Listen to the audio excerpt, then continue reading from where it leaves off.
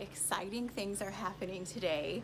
My new scale came in. So I'd been using this one that I have to hold them in a bag and calculate the weight. It's not like the math was that hard on it, but sometimes the bag just wasn't even that heavy and the snake wasn't that heavy, so it was just a pain. This is a little bit more accurate. Also, my new refrigerator came in. So currently, if I need to feed a snake or I need to keep a snake, like maybe I found a snake roadkill and I can't get to it, I need to freeze the snake so that I can process it later or use it for whatever reason. And you know, right now I don't really want those biological things in with my food. And so I decided that I needed a second refrigerator. This one happened to be clearance down at Tesco the other day, so I get to have it instead of the one I have now, which is nice because it has an extra freezer and I can use the other one for specimens and things like that. Hey everyone, so as promised, a little bit about what I do and why I do it. So, you know, most people have a pretty big reaction to snakes. If you say the word snake or you say the word cobra, it usually invokes something. So it's either like, oh wow, you know, awe-inspiring, or get it away from me, I don't want anything to do with it, I want the snake gone. So you know, there's a lot of really strong emotions when it comes to snakes, and because of that, because they're kind of like the low reptiles on the totem pole, the underdogs of the reptile world. Speaking of reptile world, so we have a really cool tokay gecko here. So it's a gecko, it's the largest gecko species, and I'm gonna just, so there he is. Sorry for my bad camera work here, everybody, but here he is. Man, he is so cool. He will eat a huge amount of insects. He's such a good pest control. And look at the pads of his feet. I can't get closer because they're quite skittish. So even if I get on this chair, he may actually. So this is just perfect because I don't really have a whole lot of snake stuff to show you today. But here he is. They're generally nocturnal, although they'll come out during the day. So, so you can see this is between the two places. So it's like 1, 2, 3, 4 places down, and then here's my place, and then there's 2 more places on my side of the building, and then this little walkway goes between them, and it's perfect. So he can hide up there. So I moved too much. He didn't like that, so he's starting to run away. But those tokay geckos, so the cool thing about them is they're familial. So they're it's cool because they live in a family unit. There's like mom and a dad and the babies, and they're so cool. Now they have a very interesting defense response. So sometimes they'll gape their mouth like and try to make themselves scary. And sometimes if they bite, a lot of times they hold on. And these guys are wild. Like, it's crazy to think, but there's something called a scolopendra, and I can't remember the full genus and species, but they're those, you guys have them back in the States too. They're those nasty centipedes that have like the red and orange legs and stuff, and they're like, they can pack a pretty venomous punch.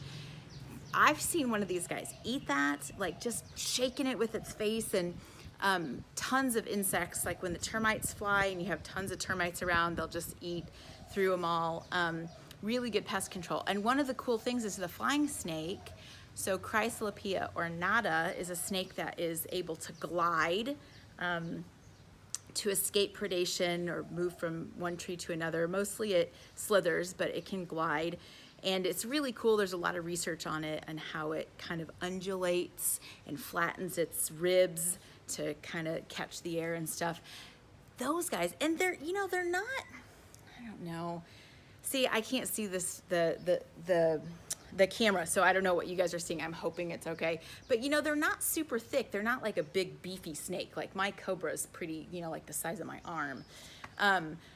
But these guys are not huge, and they eat these tokes like nobody's business. So it's just funny, this whole circle of life and what eats each other, everything else in the jungle. So I'm a little bit more in the human-dominated landscape. Hopefully once everything goes through with permits, I'll be up in the forest quite a bit more. But what I do, so this YouTube channel I'm hoping is going to be set up so that you guys can see what I do. My study is specifically the spatial ecology of Nyakautia, the monocled cobra. And so this is a cobra that's distributed quite widely, from all the way from India all the way through to Vietnam, and encompassing a lot of this area: Cambodia, Laos, Myanmar, Malaysia, all of it.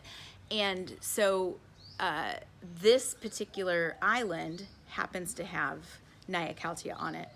Does not have Niaciamensis. Niaciamensis is a spitting cobra. It's apparently not, it also does not have Niasumatrana, which is a southern cobra that can also spit in the Nia genus. I've not seen that cobra yet. I'd like to, it'd be really cool. It'd be really cool if we found them here, but I haven't seen it yet. Anyway, so Kautia is here. They also have king cobras on this island, so hopefully eventually you'll get a chance to see those. I've only seen 2 since I've been on the island, and both of them have been dead. So the king cobra went up into some electrical wires and got electrocuted, and the other one was really just a photograph from my buddy Stefan, who does reptile rescue here on the island, and he sent me photos, and it was dead. I think the villagers killed it. So anyway, so that's another reason I do what I do. So I want to look where these snakes go, and I want to be able to kind of dispel the myths and help villagers and people from really everywhere understand that these creatures are very important to the ecosystem. They're part of that pyramid, that food web, that whatever age group you're learning all that stuff, what we remember, and they're an intricate part of where they live, and they're a great food source for some things, but they're also a good pest control. So that's a big thing too. And I want to kind of bridge the gap between science and education. So research and education, because when we write these articles and you look at a peer-reviewed article, and it's just so chock full of everything super technical and spatial ecology. So a lot of you will know what that is, but a lot of you don't. What is it? How do you break that down? And so I want to be able to take those big things and make them easier, kind of break down that information so that everybody can understand it, and hopefully dispel some myths, and I don't know, have cool adventures along the way for sure. So this is just my place, and I haven't quite cleaned up my front porch yet.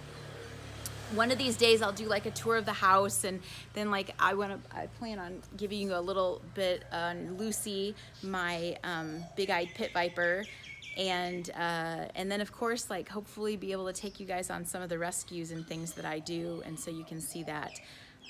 But yeah, so that's what I do. I'll follow these snakes around the island and find out where they live, why they live there, maybe see what their preference is. Do they like the forest better, or are they just underneath someone's house?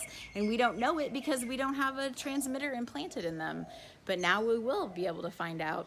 And then, of course, the second part is, I've got these, I don't know if you can see it, but stacks of things where I wanted to do it out here, but it's so sandy out here, and I'm just kind of laying, not laying on the ground, but I'm on the ground, and I'm just getting all dirty, and plus the mosquitoes. Right now I've I'm lucky I haven't gotten bit too much, but they're just itchy for a little bit of time. So it's not terrible, but it's annoying sometimes.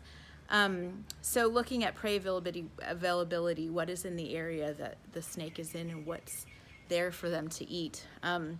There's a whole bunch of other technical things that we can get into later, and I'll talk about my island and just a little bit of the culture here too. So, you know, I don't know, like this is like 2 days in a row, so it's probably boring already, but maybe, you know, probably like, I think my goal is gonna be 3 times a week or something like that, with like little snippets of, you know, like little things. So anyway, bye guys, until next time.